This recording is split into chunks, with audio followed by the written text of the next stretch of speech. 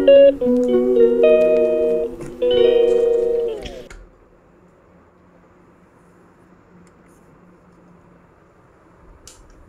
বন্ধুরা, আমার 10 মিনিট চ্যানেলে তোমাদের সবাইকে স্বাগতম। আশা করি তোমরা ভালো আছো, আমিও ভালো আছি। তো আজকে ভিডিওটা আবার শুরু করলাম। দেখতে হচ্ছে এখানে ফুল ফ্যামিলি আমাদের। আসলে এখানে ছোট পিসি ছেলে, মানে আমার ভাসুর, তার ছেলের বউ, সবাই ফটোশ্যুট করলাম। দাদা আসলে পুলিশে চাকরি করে, তো নতুন গাড়িটা কিনেছে, গাড়ি নিয়ে ঘুরতে এসেছে, মানে মামার বাড়িতে। আমার শ্বশুরমশাই আছে, মামার বাড়িতে ঘুরতে এসেছে। তো এটা সামনে দেখতে পাচ্ছ, এটা আমার ওই দেওর, আমার কাকা শ্বশুরের বড় ছেলে। ও এত হাই স্পিডে যাচ্ছে বাইকটা চালিয়ে। আমরা আবার স্কুলে যাচ্ছিলাম, তো ওর পিছন পিছন যাচ্ছিলাম।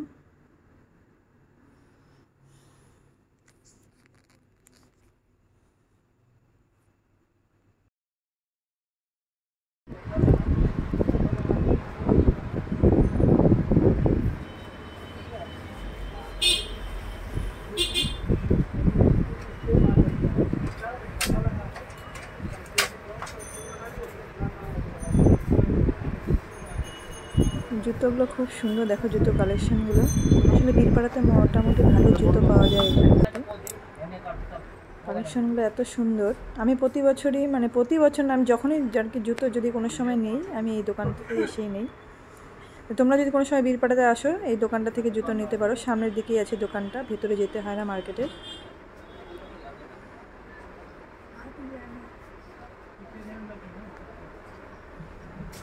আসলে এখানে অনেক রকম ডিজাইনের ফ্যান্সি জুতো থেকে শুরু করে সব পাওয়া যায়, দেখতেই পাচ্ছ। এই ডিজাইনটা আমি খুব সুন্দর, আমি ভাবতেই পারি না যে 800 টাকা গুলো। হ্যাঁ,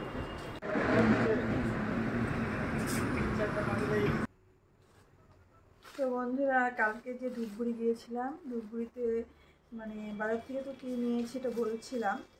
আর এর জন্মাষ্টমীতে যেহেতু আমি গোবিন্দর জন্য, রাধারানীর জন্য ড্রেস কিনেছি, তো সেজন্য আমি এখন আর পুজোতে ড্রেস কিনলাম না। তো যার জন্য আমি এই জিনিসটা নিয়েছি, একটা ভারী পিতলের আর কি, ভালো ওয়েট আছে এটা। মানে অল্প কিছু কম, 500 মিলি হয়েছে। এই ঘরটা নিয়েছি, আর 3টা বাটা নিয়েছি। এটা গোবিন্দের জন্য নিয়ে নিলাম। ঘরটা লাগে অনেক সময় জল ঢালতে। বিশেষ করে আমি একটা মন্দিরে গিয়েছিলাম কিছুদিন আগে, শিব মন্দিরে। তো ওখানে পুরোহিত বললো যে তামার ঘুঁটি নিয়েছিলাম, তো বলছে তামার ঘুঁটিতে জল দিতে না। তো যার জন্য বললো যে সবসময় কাঁসারটাই ইউজ করবে। ভরণ হলেও চলে, কিন্তু তামাটা আর কি শিবের মাথায় জল দেওয়াটা চলে না। তো সেটাই আর কি আমার মাথায় অতদিন থেকে ওটা ঘুরপাক করছিল যে না, এটা তারা যেহেতু বলেছে, উনি তার হয়তো ওনার কথাটা রাইট। তো যার জন্য আমি ওনার কথাটা চিন্তা করে আমি পরে এই ঘরটা পুজোতেই আর কি নিলাম, যে এই ঘর দিয়ে এখন জল দেব।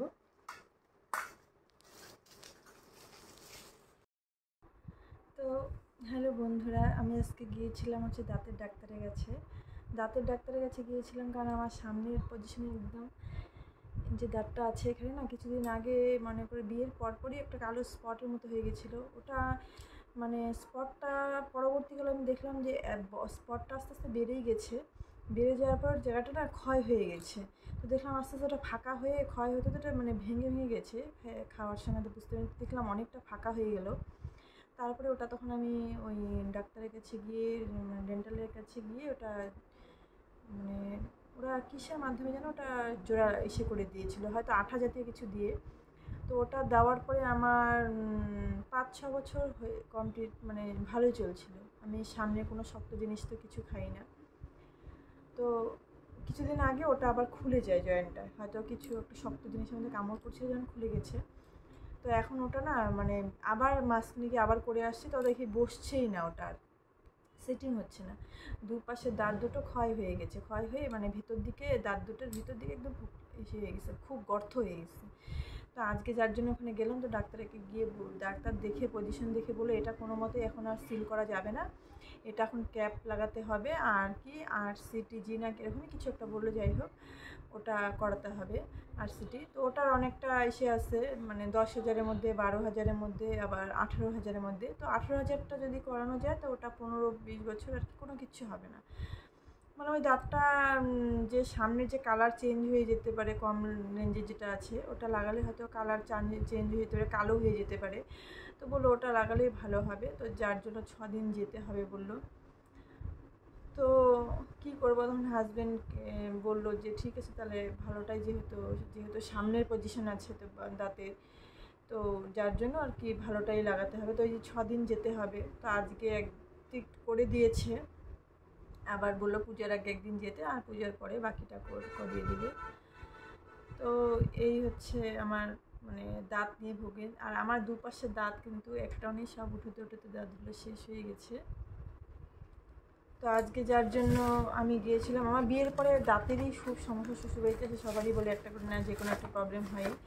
তো আমার এই দাঁতগুলোই আর কি খারাপ হয়ে গেছে এখানে জলে হয়তো। তো ওখান থেকে আমি গিয়েছিলাম জুতোর দোকানে। তো জুতার দোকানটা তোমাদের ভিডিও করলাম, খুব সুন্দর জুতার কালেকশনগুলো। তো আমি এক জোড়া জুতো নিয়ে নিলাম পূজার জন্য, পুজোতে পরার জন্য, কারণ ভালো জুতা সেরকম আমার কেনা হয়নি অনেক দিন থেকে। তো দেখো জুতোর ডিজাইনটা কেমন হয়েছে। এটা হচ্ছে কফি কালার। সাধারণত আমি মানে সব আনকমন কালারই পরি, ব্ল্যাক ছাড়া। আমার কোথাও ব্ল্যাক কালার জুতো আমি কোনো সময়ই পরি না, কারণ আমাকে একজন বলেছিল যে পায়ে সবসময়, যেহেতু আমরা আলতা পরি, পায়া মানে আমাদের সবসময় লাল জিনিসের শুভ আমাদের হাতে পায়ে, তো যার জন্য আমি কোনো সময় ব্ল্যাক জুতোটা পরি না। তো ব্ল্যাক কালারটা পায়ে পরি, লাগাই না আমি। আমাদের ভালো মন্দ সব হাতে পায়েই বলে যে মেয়েদের হাতে পায়ে লক্ষ্মী, তো এর জন্য ব্ল্যাক কালার আমি একদম অ্যাভয়েড করে চলি। তো এটা হচ্ছে কফি কালার জুতোটা, দেখতে পাচ্ছ, কফি কালার জুতোটা, বেশিটা হিল না, অল্প সামান্য হিল। জুতোটা কেমন হয়েছে বন্ধুরা তোমাদেরকে দেখিয়ে দিলাম। আর আমার হাজব্যান্ডের জন্য একজোড়া নিলাম, ওরও জুতো নেই, তো ওর জন্য নিলাম। ও আবার, ওকে অনেক বললাম যে তুমি অন্য কালারই নাও, না ও ব্ল্যাক ছাড়া কোনো কথাই বলবে না। তো ও একজোড়া এরকম শুনিয়েছে। তো আর ছেলের জন্য তো আগেই কেনা হয়েছে, মেয়ের জন্য কিনিনি, কারণ মেয়ে ওর নিজের পছন্দ মতো গিয়ে ওর বাবার সাথে গিয়ে নিয়ে আসবে। কারণ আমি তো ভিডিও করেছি জুতোর দোকানে অনেক সুন্দর সুন্দর জুতো আছে, যার জন্য ও নিজের পছন্দ মতো দেখে নিয়ে আসবে। তো এই হলো আজকে ভিডিওটা বন্ধুরা, যদি ভালো লাগে অবশ্যই ভিডিওটাতে লাইক করে দিও। আর নতুন বন্ধু যদি আমার চ্যানেলটাকে দেখে থাকো অবশ্যই চ্যানেলটাকে সাবস্ক্রাইব করে দিও, শেয়ার করে দিও। নেক্সট ভিডিও তোমাদের সাথে দেখা হবে। সুস্থ থেকো, ভালো থেকো। এই পর্যন্তই থাকলো আজকে, টাটা।